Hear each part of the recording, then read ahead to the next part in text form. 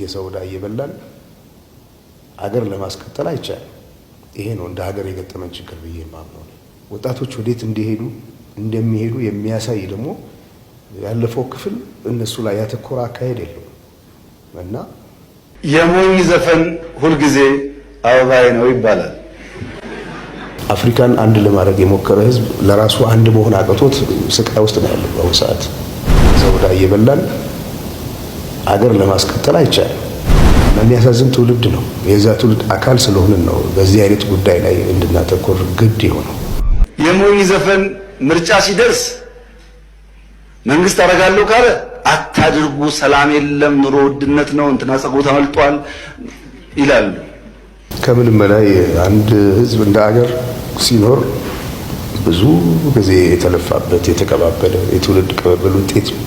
ቴዲ በአዲሱ አልበሙ ላይ ዝምታ ለበግም አልበጃት 12 ሆና አንድ ነብር ፈጃት ሲል ይናገራል። ዳስጣል የሚለው ዘፈን ላይ ምን ለማለት ፈልጎ ነው? በግ 12 ሆና አንድ ነብር ፈጃት። ይህ የዳስጣል ዘፈን እጅግ በጣም ጥልቁና የፍልስፍናው ክፍል ነው። የአክሱም ሐውልትን ተመልከቷት፣ አጨለማት። በጥቁር ትግራይ አዝናለች፣ ኢትዮጵያ አዝናለች፣ አክሱም አዝናለች፣ እያለቀሰች ነው። ዳስ ጥላለች አክሱም፣ የትግራይ ህዝብ ትግራይ ዳስ ጥላለች ነው። የኔ ትርጉም ነው ይሄ። አልነገረኝም ቴዲ አልነገረኝም። እዚህ ላይ የኔ ትርጉም ነው እና አንድ ጓደኛዬም በዛ ላይ ተረዳው። ኢትዮሪካ እንደምታዩት ነው። ተመቼ ዘፈን ከቴዎድሮስ ካሳሁን ዳስጣል የሚል ነው። አርሶ ሊቆርጠ ይመች በለው። እኔ ቴዎድሮስን የምቃወመው በኢትዮጵያዊነቱ፣ በጉራጌነቱ፣ በአማራነቱ ወይ በኦሮሞነቱ አይደለም። ቴዎድሮስ የአዲስ አበባ ልጅ ነው። እንዲወጣ አግዘው የነበርኩ እኔ ነኝ። አዲስ አበባ ውስጥ እንዲወጣ የሚመጡ አርቲስቶች ጥበብ ማለት እንደዛ ነው። ጥበብ ማለት ጥላሁን ገሰሰን ተመልከተው። በጣም ዝም ብለህ ዘፈኑን ብታዳምጠው እኮ ጥላሁን ስለ ጉቦ ዘፍነዋል፣ ስለ ሀገር ዘፍነዋል፣ ስለ ፍቅር ዘፍነዋል፣ ስለ ትዳር ዘፍነዋል፣ ስለ ሰብአዊ መብት ዘፍነዋል። ሜሴጅ ማለት ይሄ ነው እንትኑ እና የቴዲም ነገር ያ ነው። በጣም ልዩ እንትን የሚያደርገው እሱ ነው። ዝምታ ለበግም አልበጃት 12 ሆና አንድ ነብር ፈጃት። ይህ የዘመናችን ዝምተኛ አብላጫ ወይም ደግሞ ሳይለንት ማጆሪቲ የምንለውን ቁልጭ አድርጎ የሚያሳይ የፖለቲካ ትንተና ነው። 12 በጎች በአንድ ላይ ቢተባበሩና ድምጻቸውን ቢያሰሙን ወይም ደግሞ አቋም ቢወስዱ አንዱን ነብር ማባረር ወይንም ቢያንስ እንዳይበላቸው መከላከል ይችሉ ነበር። ነገር ግን በጎቹ የራሳቸውን ተራ የጠበቁ በዝምታና በፍርሃት ስለታሰሩ አንድ ነብር ማለትም ጥቂት አክራሪና ጽንፈኛ የፖለቲካ ኃይሎች አብላጫውንና ሰላም ወዳዱን ህዝብ አንድ በአንድ እያረዱ ጨረሱት ለማለት ነው። ክለቡ ሲጫወት እኔ ገብቼ ቢራ እየጠጣው አጨረጭ ነበር። ተነስቼ የሌላ ሰዎችን ዘፈን ነበር የሚዘፍን። ቢራቢሮን አውጥቶ እኮ አልሰማለት ብሎ ወድቆበታል። የሰው ዕዳ እየበላን አገር ለማስቀጠል አይቻልም። ይሄ ነው እንደ ሀገር የገጠመን ችግር ብዬ የማምነው። ወጣቶች ወዴት እንደሚሄዱ የሚያሳይ ደግሞ ያለፈው ክፍል እነሱ ላይ ያተኮረ አካሄድ የለውም እና መጀመሪያ ሀገር ማዳን ነው ቅድሚያ የሚሰጠው ነገር። ሁሉ ነገር ቅደም ተከተል አለው።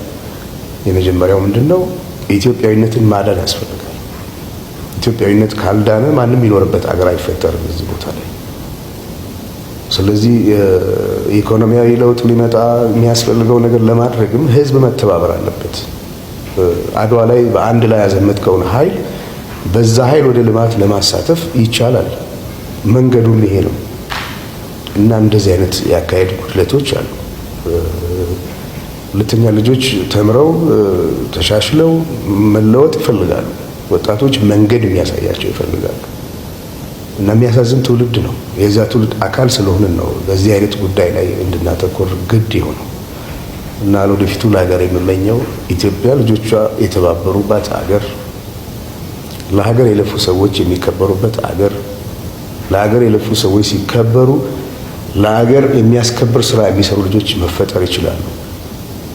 ከምንም በላይ ግጭቶችን አስወግደን በይቅርታና በምህረት በፍቅር በአንድነት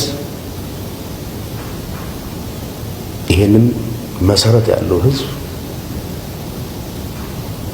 ወደ ዘላቂ ጉዞ ለመውሰድ ትልቅ መነቃቃትና መነሳሳት ያስፈልጋል።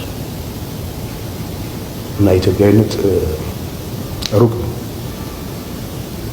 እና የሁላችን ኑሮ መሻሻል አለበት። ለዚህ ደግሞ ሁላችንም መተባበር አለብን። እንድንተባበር ካልቻለን ታሪክ ካልተደገፈ፣ ማንነት ካልተደገፈ፣ አንድነት ካልተደገፈ፣ መቻቻል ካልተደገፈ፣ መቀራረብ ካሌለ እንዴት ተደርጎ ነው መሄድ የሚቻለው? አፍሪካን አንድ ለማድረግ የሞከረ ህዝብ ለራሱ አንድ መሆን አቅቶት ስቃይ ውስጥ ነው ያለው በአሁኑ ሰዓት። በሚያስገርም ሁኔታ ዩናይትድ ስቴትስ ኦፍ አሜሪካ የሚባል ሀገር ቁጭ ብለው የተባበሩ ህዝቦችን ዋጋ የተካፈሉ ገና እዚህ መብላት ያቃትን የራሳቸው ወገኖች ላይ እንደገና መከፋፈልን የሚሰብኩ ሰዎች አሉ። መብታቸው ሊሆን ይችላል። አደገኛ መሆኑን ግን ሳይነገር አይታለፍም። ስለዚህ እኛ ሰላም እንፈልጋለን፣ አገራችን እንወዳለን። ኢትዮጵያዊነት ቀለሙ እንዲዘባረቅ ተደርጎ እንደቀረበው አይደለም፣ ረቂቅ ነው፣ የሚጠቅም ነው። ለኛ አይደለም ለሌሎችም የሚጠቅም ነው እና አይደለም ኢትዮጵያኖች ተባብረው ለኛ መሆን ብቻ አይደለም፣ በጽኑ እንቅልፍ ለወደቀው ለሰፊው አፍሪካም ትልቅ አቅም የሚሰጥ የሚያፈናጥር ህዝብ ነው። እንዳይራመድ ሆኗል። ይህን የማዳን ደግሞ የኔም የእናንተም ሁላችንም ተግባር ነው ብያለሁ። የብሪታንያው ፖለቲከኛ ኤድመንድ በርግ ክፋት እንዲያሸንፍ የሚያስፈልገው ብቸኛ ነገር ጥሩ ሰዎች ዝም ብለው መቀመጣቸው ነው ያለው እዚህ ጋር በትክክል ይገጥማል። በተጨማሪም ቴዲ አባቶቻችን በመርዝ ጋዝ ማለትም የፋሽስት ኢጣሊያ ኬሚካል መሳሪያ ያለቁለትን ሰንደቅ ዓላማ ዛሬ የራሳችን ልጆች ሲረግጡት ገና አሁን ዳግም ሞቱ በማለት የዘመኑን አፍራሽ ትርክት በጽኑ ይኮንናል። እስኪ ዘፈኑን በስፋት ተንትነነዋል። በዛሀበሻ 251 ዩቲዩብ ቻናል ላይ ሙሉን የዘፈኑን ሪቪው ተመልከቱ። ዳስጣል ብዙ ዋጋ ተከፍሎበታል። በተለይ የኛ አባቶች የከፈሉት ዋጋ እንደዚህ በቀላሉ የሚጠቀስ አይደለም። በጣም ጨዋ ሰዎች ነበሩ። በጣም ግንዛቤያቸው ሰፊ ነበር።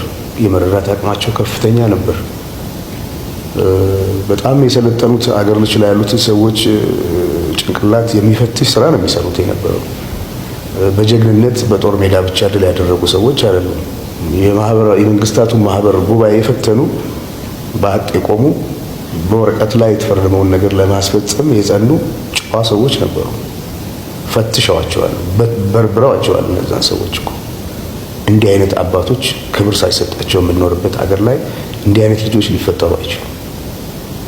የሰው ዕዳ እየበላን አገር ለማስቀጠል አይቻልም። ይሄ ነው እንደ ሀገር የገጠመን ችግር ብዬ የማምነው ነው።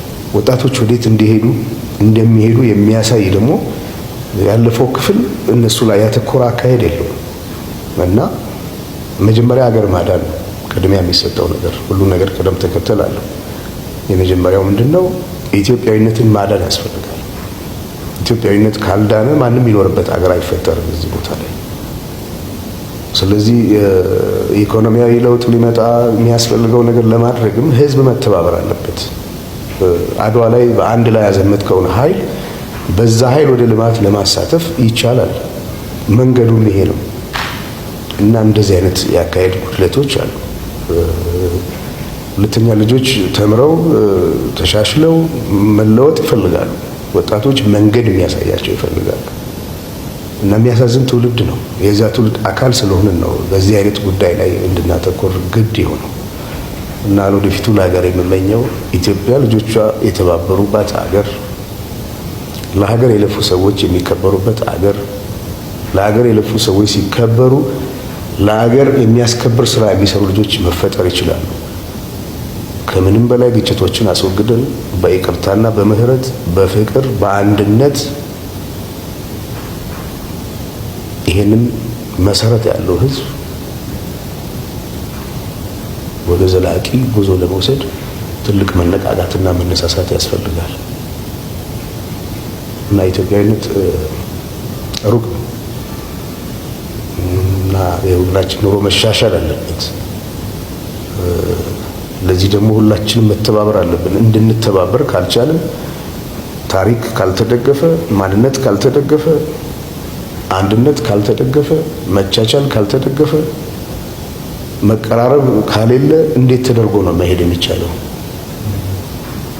አፍሪካን አንድ ለማድረግ የሞከረ ህዝብ ለራሱ አንድ መሆን አቅቶት ስቃይ ውስጥ ነው ያለው በአሁኑ ሰዓት። እንደሚያስገርም ሁኔታ ዩናይትድ ስቴትስ ኦፍ አሜሪካ የሚባል ሀገር ቁጭ ብለው የተባበሩ ህዝቦችን ዋጋ የተካፈሉ ገና እዚህ መብላት ያቃትን የራሳቸው ወገኖች ላይ እንደገና መከፋፈልን የሚሰብኩ ሰዎች አሉ። መብታቸው ሊሆን ይችላል። አደገኛ መሆኑ ግን ሳይነገር አይታለፍም። ስለዚህ እኛ ሰላም እንፈልጋለን፣ አገራችን እንወዳለን። ኢትዮጵያዊነት ቀለሙ እንዲዘባረቅ ተደርጎ እንደቀረበው አይደለም፣ ረቂቅ ነው፣ የሚጠቅም ነው። ለኛ አይደለም ለሌሎችም የሚጠቅም ነው እና አይደለም ኢትዮጵያኖች ተባብረው ለኛ መሆን ብቻ አይደለም፣ በጽኑ እንቅልፍ ለወደቀው ለሰፊው አፍሪካም ትልቅ አቅም የሚሰጥ የሚያፈናጥር ህዝብ ነው። እንዳይራመድ ሆኗል። ይህን የማዳን ደግሞ የኔም የእናንተም ሁላችንም ተግባር ነው ብዬ አምናለሁ።